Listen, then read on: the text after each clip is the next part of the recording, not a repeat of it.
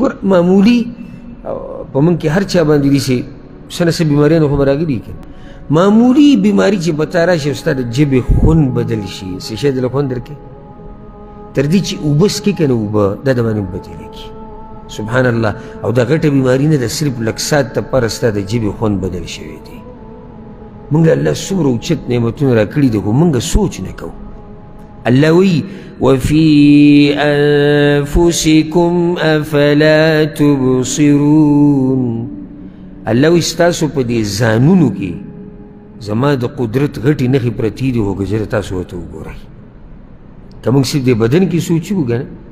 یعنې زه تا ته دا وایم راځه دې سترګو ته وګوره دې غوږونو ته وګوره دې صرف نور هر څه پرېږده دا سترګه وګوره ځه ما اوس تا دې چې دا سترګې کوره کړي ته ما ته ښکاري زه تا ته ښکارم داسې خلک په دې دنیا کې شتي چې هغه ته صرف توره تیاره ده هغه د سره دا شی پېژني نه چې دا سور څه ته وایي دا سپین څه ته وایي هغه دا پېژني نه چې د اسمان څنګه دی او د دې ځمکې رنګ څنګه دی د غر څنګه هغه ته دا پته هم نشته هغه هېڅ نه دي لیدلي او ما ورته هر څه اینو ښه واضحه اینو ښه برابر اینو او ځکه په سلفو کې یو عالم تېر شوی دی بکر بن عبدالله رحمه الله هغه دا خبره کړې ده ډېره ناشنا وی یا ابن آدم ان اردت ان تعرف که چېرته ستا دا ارادې چې ته وپېژنې قدر د هغه نعمتونو چې الله تعالی درکړی دی یا درکړي دي فغمض عینیک نوري سم مه کوه دا سترګې یې بندې کړه او تجربه یې کوي دا سترګه صرف داسې بند کړه او چې دا داسې نور زه لرې نه ځم زه بل نعمت اوس نه یادوم په بدن کې دا سترګه بند کړه یو څو سیکنډو دپاره او سوچ وکړه که دا داسې وی د همیشه دپاره نو تا به څه کړی د کوم ځای نه به د دې له نظر راوړی وی د کوم ځای نه به تا داسې سترګې راوړی وی چې هغې صحیح کار کولی د سترګو نظر معمولي کم شي څوک پکې څه نشي کولی چې سترګې بلکل نه وي نو څه به څه وکړي چې څو پورې الله نه یې غوښتي او بیا داسې ځه په دې باندې دا نور اندامونه چې کم دي دا قیاس کوه نو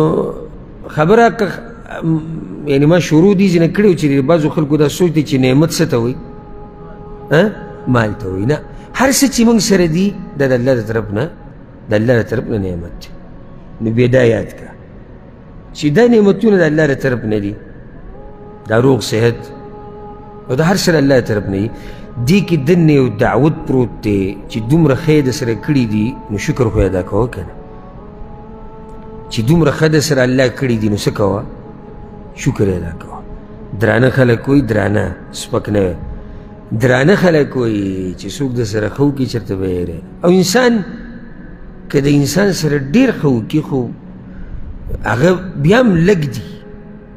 ځکه چې انسان داسې نشي مړولی چې غریبي وله ختمه کړي چې څو پورې الله نه یې غوښتلي او بیا داسې پسې ځه کمې منډې چې موږ سره انسانانو والي دي هغه بیا هم څه نه څه دي نیمګړي دي پوره نه دي نو احسانات د الله هغې ته وګوره چې الله د سره ښه کړي دي نو هغه به څنګه یېرې موږ له پکار دا دی چې د هغه رب شکریه ادا کړو د هغه حمد ووایو د هغه ثنا ووایو بیا ما دا خبره څو پیرې تاسو ته ذکر کړې م چې شکر ادا کول په درې طریقو سره وي چاته یاد په ژبې سره په اندامونو سره او په زړه سره شکر د الله به ادا کوې په ژبه په اندامونو په زړه په زړه څنګه چې ستا دا عقیده یي چې دا نعمت د چا طرف نه د الله طرف نه دا شکر ادا کول دي په څه په زړه په ژبه خو واضحه ده ته الحمدلله وایې ته شکر د الله وایې ته د هغه ثنا وایې ته په ژبه دا وایې چې دا هر څه مال الله راکړي دا شکر ادا کول دي په ژبه په اندامونو باندې شکر ادا کول دا دي چې څه چې در الله درکړي دا ته د الله په دین کې استعمال کړي لکه د ژبې له راشي ژبه نعمت دی که نه دی دی نعمت تاسو ویښې که ودې داسې نه ډېر وخت تېر شوی تاسو سره وده شوي ژبه د الله د یو نعمت دی دا نعمت ته راولګې په کنځلو کې استعمالې په فحش خبرو کې استعمالې په فساد کې په چغلخوري کې او په منافقت کې استعمالې پکار دا وه چې دا ژبه چې کوم الله تعالی درکړې ده دومره اوچت نعمت چې دا تا د قرآن په تلاوت کې استعمال کړی دا تا په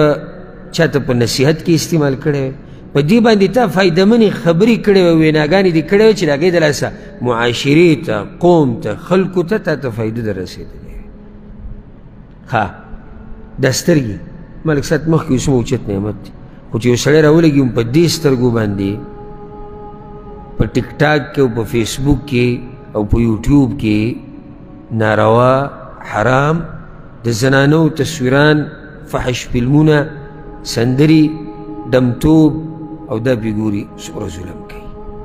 څومره ظلم او ما تاسو ته یو مثال یو پیر ذکر کړی چې زه اوس راولګم او دا پین تاله درکړم هدیه ګفټ چې دا واله زما له طرف نه ستا دپاره هدیه شو ته دا پین راوالې او په کاغذ باندې په ما پسې کنځلې ولیکي زه به څومره خفه کېږم چې ګوره ما دله قلم درکړو نو ظالمه په حق قلم ته راولګېدې په ما پسې دې کنځلې ولیکلې رب العالمین دله اندامونه او بدن درکړو نو ته راولګېدې حق بدن دې د الله په دشمنۍ کې ولګو ښایسته سترګې د الله درکړې هغه سترګې دې په حق څه کې ولګولې څه نه چې الله منع کړی